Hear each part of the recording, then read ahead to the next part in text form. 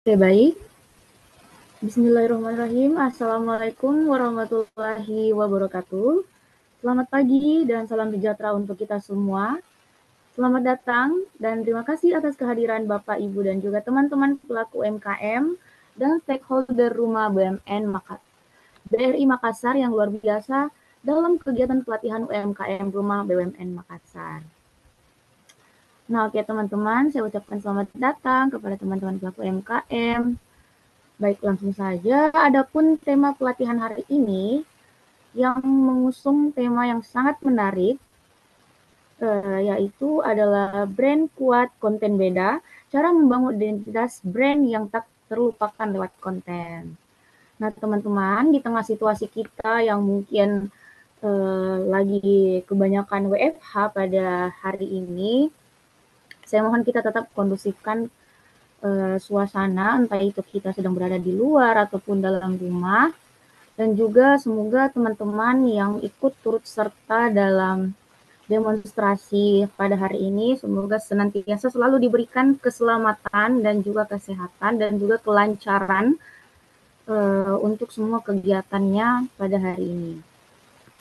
Nah, oke teman-teman, langsung saja saya perkenalkan, saya Aziza dan hari ini saya dipercaya untuk mendampingi Bapak, Ibu dan juga teman-teman pelaku UMKM dalam rangkaian pelatihan yang dirancang khusus pada untuk menjawab tantangan digital UMKM masa kini.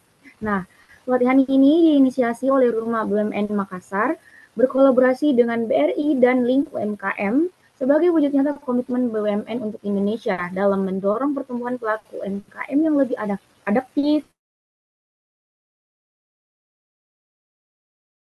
Kita mulai, saya perkenalkan pemateri kita pada hari ini yaitu dari Kak Nur Hikmah. Halo Kak Hikmah. Halo.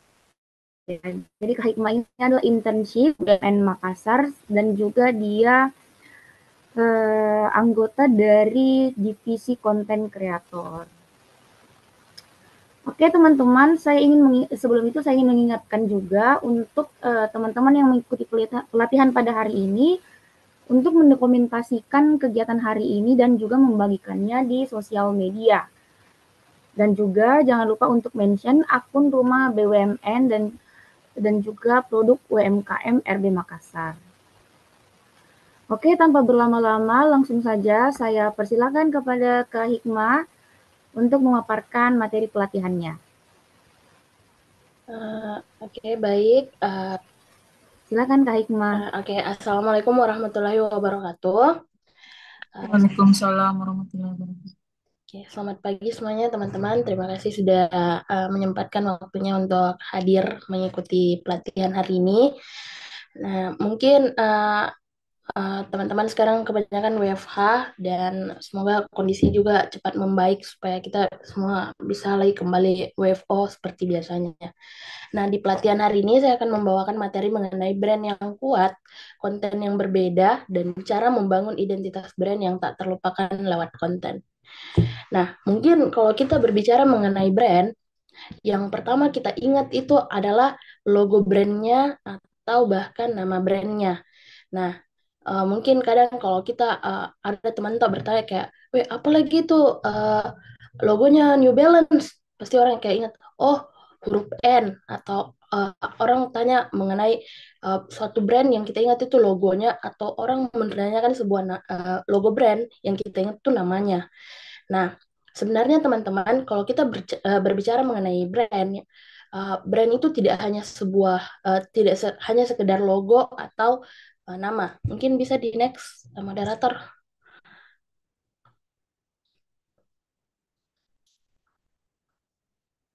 Oke. Nah, ini kayak contohnya ini, uh, kalau kita ingat, apalagi logonya Apple, oh itu Apple yang digigit, atau apalagi logonya itu New Balance, N, huruf N. Nah, itu mungkin sekedar yang mungkin pertama kali kita ingat kalau kita berbicara mengenai brand. Next, moderator.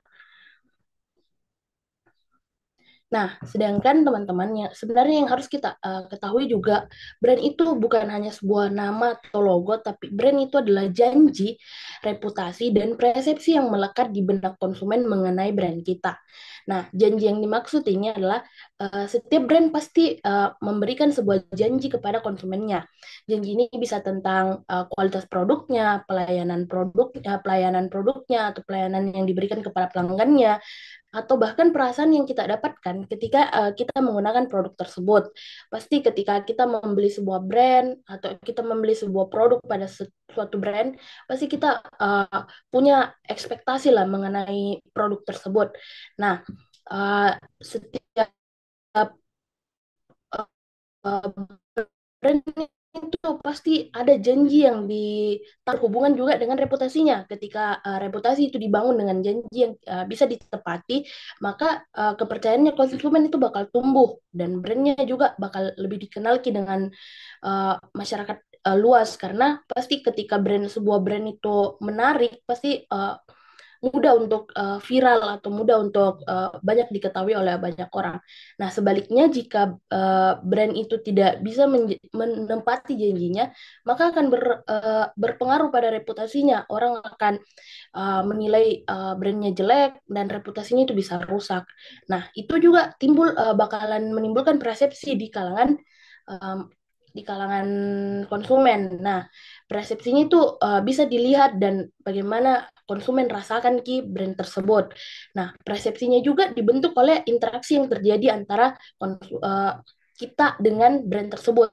Entahkah itu kita melihat dari iklannya atau kita melihat dari ulasan yang diberikan oleh orang-orang mengenai brand kita, mengenai produk kita. Nah, hingga pengalaman mereka itu mereka ketika menggunakan produk itu yang akan menimbulkan persepsi. Namun persepsi itu kan subjektif ya, karena subjektif karena setiap orang itu penilaiannya bisa berbeda-beda. Tapi ada namanya penilaian secara kolektif, di mana itu bisa menggambarkan secara umum mengenai brand kita. Oke, bisa next moderator. Nah, kalau dihubungkan dengan konten itu adalah cerita, pengalaman, dan interaksi yang disajikan untuk audiens. Bagaimana kita membranding brand kita ini, membangun identitasnya melalui konten. Nah, konten itu sendiri adalah cara kita untuk menceritakan janji yang sudah kita sebutkan tadi di awal. Nah, konten itu kita bangun cerita dari pengalamannya dan interaksi yang kita sajikan kepada audiens kita melalui konten. Ini juga bisa jadi jembatan yang menghubungkan sebenarnya uh, brand kita dengan konsumen kita. Nah, ada dua hal yang paling penting diperhatikan ketika kita ingin membangun konten itu sendiri. Bisa next moderator. Oke, mungkin di sini yang kita maksud secara konten kan kita ini membahas bagaimana membangun identitas brand kita. Mungkin banyak dari kita sekarang itu tidak tahu sebuah brand, tapi pernah dengar cerita dari brand itu sendiri. Mungkin kayak awalnya banyak orang yang tidak tahu kalau Apple itu berawal dari garasi, yang orang tahu itu Apple itu terkenal besar namanya. Padahal mungkin banyak orang yang tidak tahu ceritanya Apple itu hanya berawal dari garasi mobil. Nah, itu mungkin salah satu contoh bagaimana Apple membangun brandnya itu melalui dari kisahnya, dari ceritanya, sehingga makin banyak orang yang tertarik kayak, oh iya kah. Nah, dari situ mungkin timbul persepsi orang-orang mengenai brandnya dari konten yang mereka hasilkan melalui cerita. Bisa di next moderator. Ada dua hal penting yang harus kita perhatikan ketika kita ingin membangun konten untuk brand kita. Yang pertama itu memilih brand voice yang sesuai dengan kepribadian brand kita atau suara brand. Pemilihan brand voice yang tepat itu adalah bisa tergantung apakah brand kita ini ingin terdengar lebih humoris atau menggunakan bahasa sehari-hari yang relevan dengan audiens, ataukah kita ingin lebih pada informasi konten yang ingin kita buat di balik layar atau interaksi dengan konsumennya kita langsung. Kalau pemilihan brand voice ini bisa lagi disesuaikan juga dengan bagaimana bagaimana kita ingin membangun identitas brand kita yang lebih menarik tapi tetap sesuai dengan karakteristiknya brand kita dan apa visi misi dari brand itu sendiri supaya brand voice-nya ini bisa menyesuaikan dan bisa lebih terhubung dengan identitasnya brand brand kita ini sendiri. Nah, selanjutnya ada selain brand voice itu ada pilar konten. Bisa next moderator. Nah, di sini ada pilar konten. Kita bisa tentukan 3 sampai 5 topik utama yang akan menjadi fokus dari konten kita ini uh, untuk menjaga konsistensinya. Jadi, ketika kita ingin membuat konten, itu kita bisa terlebih dahulu menentukan apa-apa saja yang menjadi topik utama untuk kita jadikan konten dari brand kita ini. Apakah dari berbagai macam tema yang kita pilih, apa yang paling relevan dengan kondisi saat ini mungkin, agar orang lebih menotis Ki, atau apa yang lebih menggambarkan brandnya kita ini, supaya brand ini tetap Ki terjaga konsistensinya. Nah, selain itu, ini juga penting untuk kita jaga konsistensinya karena orang itu melihat juga brandingan kontennya kita ini dari apa yang kita sajikan ke mereka. Nah, apalagi kita ini tetap ingin membangun identitas brand kita ini selalu konsisten di matanya pelanggan, makanya kita harus selalu subjektif juga dalam memilih topik-topik yang ingin kita bahas ke uh, konsumennya kita. Oke, bisa di next, moderator. Nah, contohnya itu ada dari mungkin teman-teman tahu dua platform ini atau dua brand ini, yaitu Gojek dan Netflix. Nah, di Gojek sendiri itu mereka itu menggunakan humor dan bahasa yang relevan dengan keseharian audiens di Indonesia. Mungkin kalau teman-teman sekarang banyak di jalan-jalan lihat ada Mas Adam. Nah, itu kan kayak lebih ke humor Ki. Namun bahasanya itu relevan Ki dengan kesehariannya kita sebagai masyarakat Indonesia yang mungkin tidak suka yang terlalu formal, tapi lebih gampang masuk kalau terkesan humor Ki, atau kayak lebih agak lucu. Nah, itu mereka Gojek itu membangun brandingnya mereka melalui konten itu dengan lebih humor Ki. Nah, kalau Netflix sendiri mereka bangun Ki brandnya mereka itu dengan lebih ke informatif Ki, seperti kayak rekomendasi apa BTS BTS di balik layar atau interaksinya mereka dengan penggemar. Kalau teman-teman mungkin pecinta Netflix dan ikuti Netflix di Instagram, nah mereka itu sering sekali membangun interaksi dengan penggemarnya mereka melalui sosial media Instagramnya mereka. Uh, Mereka juga itu sering bagikan rekomendasi-rekomendasi film yang akan tayang di bulan depan, atau apa yang sedang viral sekarang itu mereka tayangkan Ki di Netflix, itu mereka akan bagikan Ki melalui konten sosial medianya mereka.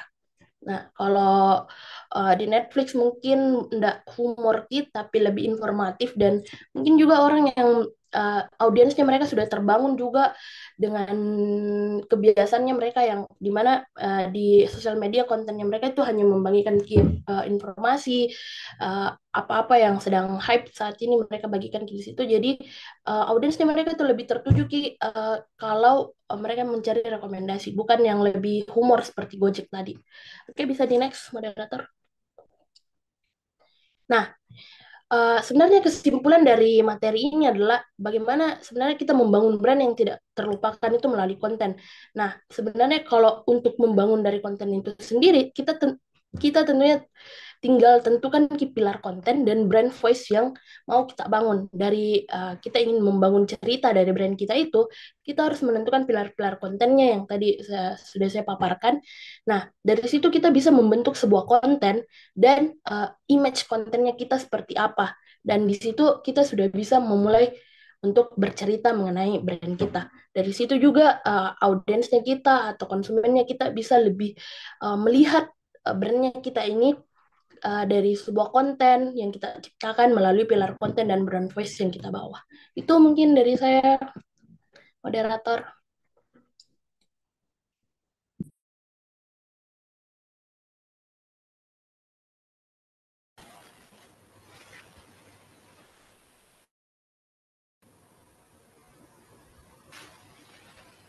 Oke, terima kasih Kak Hikmah atas materi yang telah dibawakan.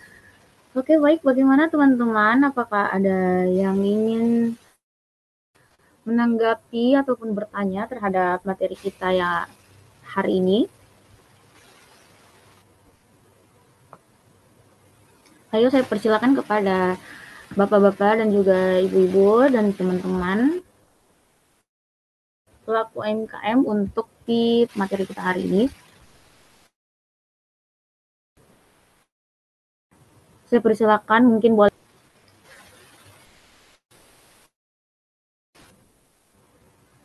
menulis.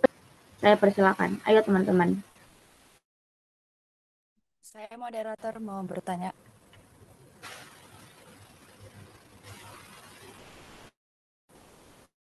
Oke, ada dari Kak Wawa Umbu ingin bertanya. Silakan Kak, saya persilakan. Sebelumnya, saya mau bertanya ke pemateri nih. Bagaimana itu kalau semisal UMKM-nya itu sudah membuat konten dan saya mau tahu bagaimana itu caranya UMKM mengukur keberhasilannya sebuah konten. Apakah dari jumlah like atau view atau bisa juga dia nilai dari penjualannya begitu atau banyak orang yang repeat order. Jadi apakah kalau misal sudah repeat order atau peningkatan jualannya itu apakah kontennya itu bisa dibilang berhasil nih gitu.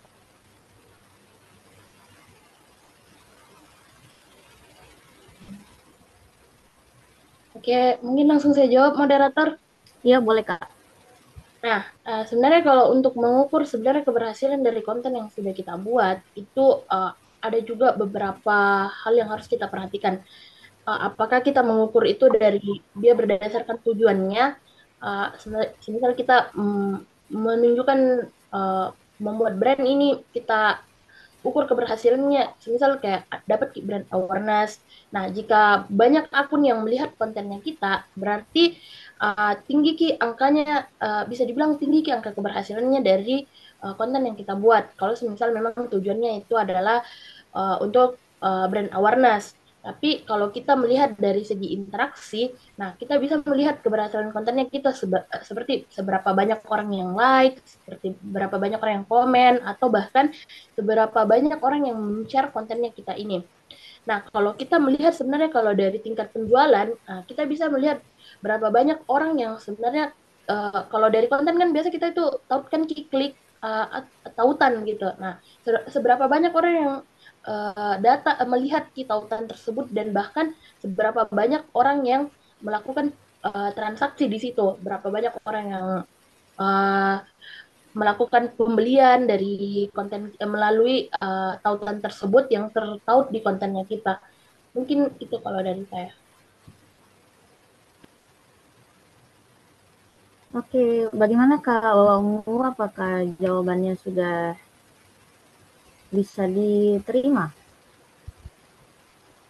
Terima kasih pemateri, jawabannya sangat memuaskan. Terima kasih. Iya, oke. Ada lagi dari teman-teman yang ingin menanggapi ataupun bertanya, saya persilakan.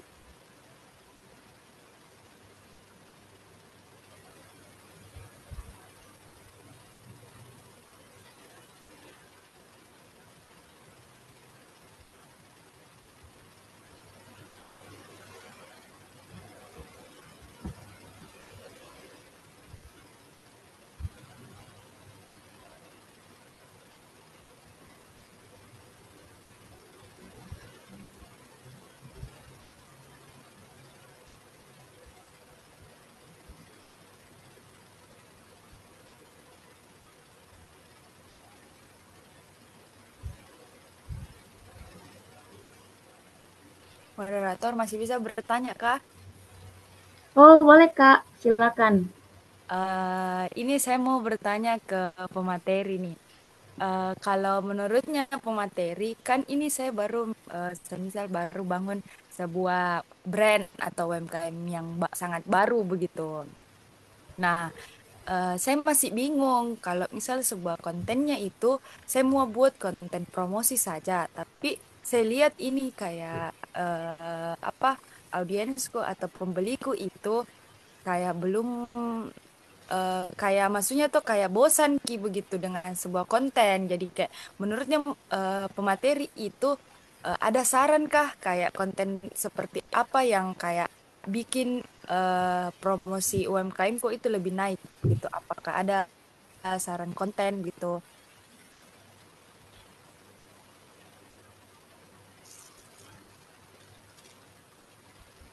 Oke, terima kasih atas pertanyaannya Kak Wawa Ungu. Silakan dijawab Kak Hikmah. Oke, jadi mengenai tadi ketika penontonnya kita ini bosan dengan konten yang kita buat, apakah ada saran konten yang mau kita buat? Sebenarnya kalau dari konten itu sendiri kan ada berbagai macam ya, seperti ada konten yang lebih brandingannya itu humor, atau bahkan ada yang lebih brandingannya itu edukasi dan informasi. Sebenarnya seperti yang saya bilang tadi, selama konten yang kita buat ini konsisten dan tidak lari dari citra brandnya kita, itu sebenarnya banyak konten-konten yang bisa kita buat, mungkin lebih ke konten edukasi atau informasi. Semisal penonton ya, konten yang kita buat ini konten humor, namun mungkin dari segi jumlah likes atau penonton yang melihat itu sedikit, atau bisa dibilang mungkin sudah bosan dengan konten-konten seperti humor dan yang lain-lain, mungkin kita bisa ubah jadi konten edukasi atau informasi yang sesuai dengan apa yang ramai sekarang mungkin dibicarakan di media sosial, atau apa yang sekarang lagi trending, namun tetap konsisten dengan identitas brand dan citra brandnya itu sendiri, visi misi brandnya itu sendiri, dan tidak lari dari uh, apa yang sebenarnya ingin disampaikan brand ini melalui konten. Namun mungkin lebih yang membedakan itu awalnya dia humor, berubah menjadi edukasi dan informasi. Itu mungkin dari saya.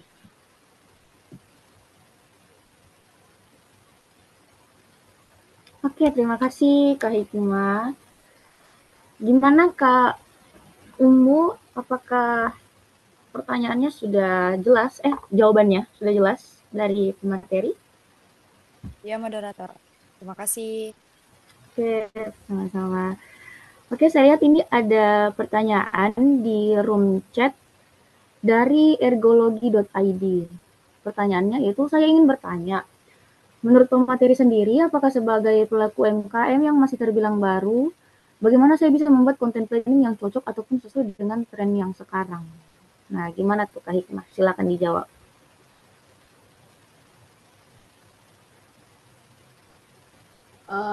Kalau ini kan pertanyaan pelaku UMKM yang masih terbilang baru ya. Nah, bagaimana membuat konten planning yang cocok dengan tren yang sekarang.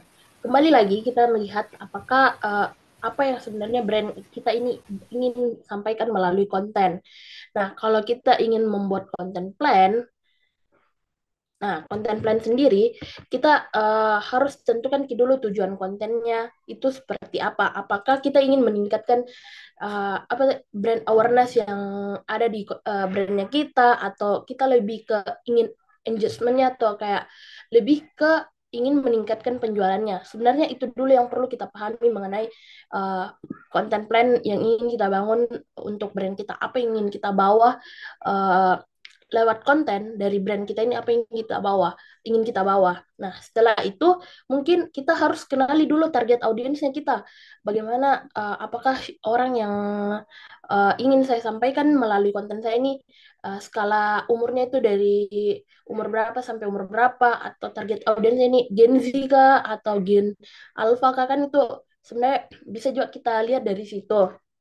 Terus uh, yang ingin kita sampaikan melalui brand kita itu apa di content planning itu harus disampaikan secara jelas, dan kita harus pilih juga apakah konten saya ini ketika melihat situasi saat ini cocok kayaknya untuk dibuat konten informatif. Nah, mungkin bisa kita pilih konten informatif untuk brand kita ini. uh, di konten planning itu kita masukkan konten humor yang ingin kita bangun, dan melihat juga dari identitas brand kita ini apakah dari tidak lari dari konten yang ingin kita buat. Dan yang paling utama mungkin selama kalau saya juga bikin konten itu, dan yang saya paling perhatikan di konten Plan itu adalah bikin konten kalender. Nah, di situ kita bisa supaya konsisten ke konten yang ingin kita buat, kita bikin di Google di konten kalender. Kita tentukan ke kapan kita mau buat konten, kategorinya itu seperti apa, ide kontennya apa, dan jenis konten itu tadi apakah dia mau berbentuk ke informatif kita di sosial media atau lebih kayak humor-humor lewat konten biasa seperti itu. Nah, kemudian baru dari situ kita bisa melakukan produksi konten. Itu mungkin dari saya. Wow, terima kasih Kak Hikmah atas jawaban yang luar biasa. Nah, saya pikir ini bisa jadi inspirasi juga bagi teman-teman pelaku UMKM yang masih baru, bisa mewakili pertanyaan dari kergologi.id ini. Terima kasih Kergologi sudah bertanya. Oke teman-teman, selanjutnya itu saya akan memasuki sesi pemaparan program dari digital marketing. Nah, minta tolong untuk operator untuk share screen dari program digital marketing.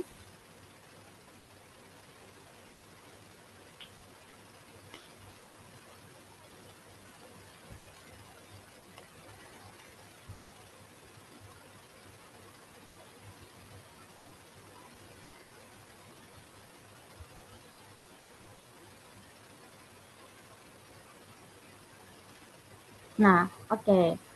Jadi teman-teman semua, saya informasikan bahwa ternyata di Rumah BUMN BRI Makassar itu memiliki divisi digital marketing yang dimana kita memiliki program yang bisa menunjang keberhasilan dan juga perkembangan dari UMKM itu sendiri. Nah, di divisi Dikmar ini kebetulan mereka ada 6 program yang akan saya bacakan, yaitu yang pertama adalah e-katalog dan website. Nah, di program yang pertama ini, divisi Dikmar akan membantu promosi produk dan juga layanan usaha kalian pada e-katalog dan web resmi website resmi Rumah BUMN BRI Makassar. Yang kedua ada program display produk. Display produk ini adalah jadi produk usaha dari UMKM akan kami tampilkan, akan kami display atau kami pajang langsung di Rumah BUMN BRI Makassar agar kalian bisa mendapat dukungan langsung untuk pemasaran kalian. Selanjutnya ada program review dan visit. Nah, di program ini divisi kami akan membuatkan konten yang menarik untuk promosi produk dan juga kami akan langsung mengunjungi rumah produksi dari usaha pelaku UMKM tersebut. Nah, yang keempat ada branding UMKM. Jadi divisi digital marketing itu juga bertugas untuk membantu para pelaku usaha dalam mendesain logo, kemasan, kartu nama, dan brosur agar bisa meningkatkan daya tarik calon pembeli kalian. Selanjutnya ada UMKM Go Online. Nah, apa sih itu? Jadi divisi Dikmar akan membantu kalian dalam pembuatan dan juga pengelolaan akun WA Bisnis dan Google Bisnis agar para pelaku usaha dapat menjangkau lebih banyak pembelinya. Dan yang terakhir ada program e-commerce. Jadi program ini adalah divisi digital marketing akan membantu kalian dalam pembuatan akun online shop seperti Shopee, Tokopedia, dan lain-lain agar produk usaha kalian mudah ditemukan di online dan juga mudah dijangkau oleh para calon pembeli kalian. Nah, teman-teman, saya juga ingin mengingatkan dalam 1 minggu ke depan kita akan Rumah BUMN BRI Makassar akan melakukan pelatihan online. Jadi kalian terus pantau Instagram Rumah BUMN BRI Makassar. Oke, sebelum itu saya sebelum menutup kegiatan ini, saya akan membagikan beberapa informasi penting, yaitu bagi UMKM yang ingin tampil sebagai narasumber pada pelatihan selanjutnya. Nah, ini kami menyediakan creative working space di Rumah BUMN. Jadi, jika kalian tertarik, silakan daftarkan diri kalian ke tim kami atau juga bisa kalian dapatkan informasinya lebih lengkap di Instagram Rumah BUMN BRI Makassar. Oke, teman-teman, selanjutnya saya akan mengarahkan kalian untuk pengunduhan e-sertifikat pada pelatihan hari ini. Mungkin untuk moderator, operator bisa membantu saya. Oke, baik.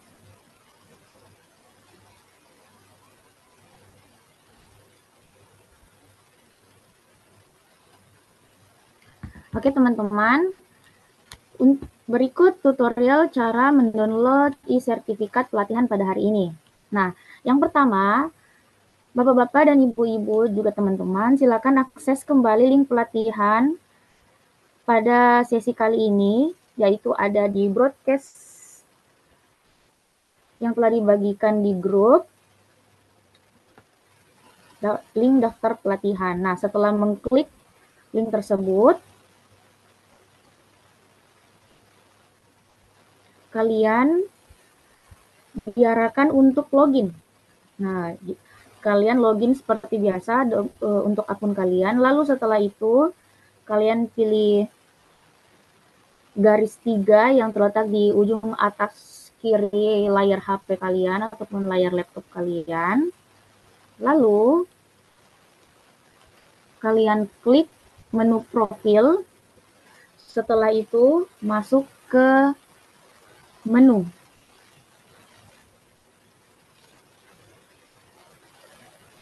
Masuk ke akun, maaf. Masuk ke akun. Lalu pilih sertifikat saya.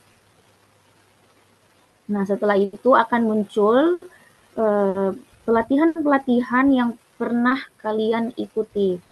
Nah, setelah itu kalian klik pelatihan pada sesi kali ini, yaitu temanya brand kuat, konten beda, cara membangun identitas brand yang tak terlupakan lewat konten.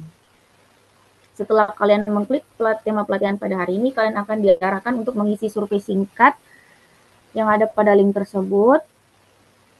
Survei ini bertujuan untuk mengukur seberapa mudah dan juga seberapa paham Anda dalam mengikuti sesi pelatihan tadi. Nah, setelah itu, kalian sudah bisa mendownload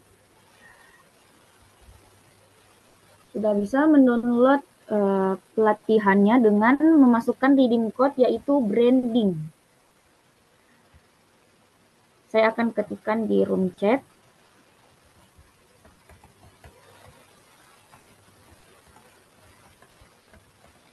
Jadi redeem code-nya itu branding ya teman-teman. Nah, setelah redeem code-nya dimasukkan, kalian sudah bisa langsung mendownload e-sertifikatnya.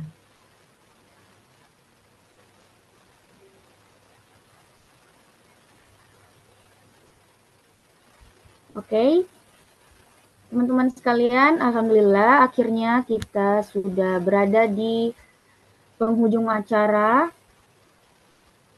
Saya ucapkan terima kasih kepada narasumber kita, Kak Hikmah. Terima kasih juga kepada teman-teman panitia dan juga seluruh peserta, Bapak Ibu, teman-teman yang sudah meluangkan waktu serta perhatiannya untuk hadir bersama kita pada pelatihan online hari ini. Dan juga saya beritahukan kepada teman-teman sekalian, kita tahu kondisi negara kita saat ini sedang tidak mudah dengan berbagai demo dan situasi yang sangat cukup chaos di luar sana. Karena itu saya peringatkan kalian untuk tetap berhati-hati, tetap menjaga keselamatan dalam beraktivitas dan terus saling mendukung satu sama lain. Stay safe, tetap tenang dan juga semoga kita selalu diberi kesehatan serta kekuatan untuk melalui masa ini. Setelah itu saya ucapkan terima kasih banyak sekali lagi kepada para peserta. Sebelum itu kita lakukan dulu sesi dokumentasi untuk mengakhiri sesi pelatihan hari ini. Saya minta kepada peserta untuk mengaktifkan kameranya.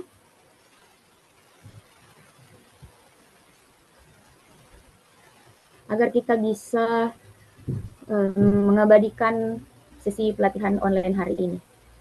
Ayo teman-teman, mohon bantuannya. Kita mengambil dokumentasi. Ayo kita nyalakan semua kameranya teman-teman. Oke, selanjutnya kita gaya rumah BUMN. Oke, 1, 2, 3. Oke, sekali lagi kita bergaya seperti ini, UMKM naik kelas. Ayo teman-teman, 1, 2, 3. Oke, terima kasih banyak semua teman-teman yang luar biasa pada hari ini. Oke, sampai sini saja sesi pelatihan hari ini. Saya ucapkan banyak terima kasih. Mohon maaf apabila ada beberapa kendala waktu di awal tadi dan juga keterlambatan memulai sesi pelatihan hari ini. Saya ucapkan mohon maaf sebesar-besarnya. Saya Aziza, pamit undur diri. Sampai jumpa di pelatihan selanjutnya. Wassalamualaikum warahmatullahi wabarakatuh.